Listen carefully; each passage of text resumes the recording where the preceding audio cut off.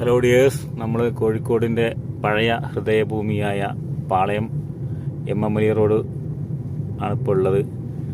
പുലർച്ചെ തന്നെ സജീവമാകുന്ന പാളയം ടൗണിലേക്ക്, പാളയം സെൻറ്ററിലേക്ക് നമ്മൾ എത്തുകയാണ്.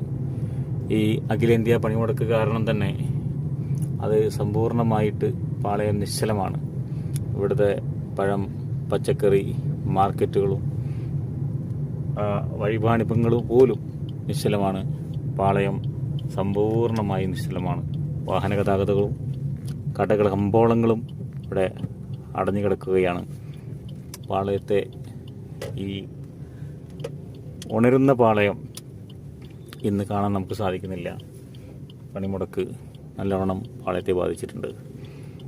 ഇനി നമ്മൾ കല്ലായി റോഡിലേക്ക് കയറുമ്പോഴും മറ്റൊന്നല്ല കാഴ്ച.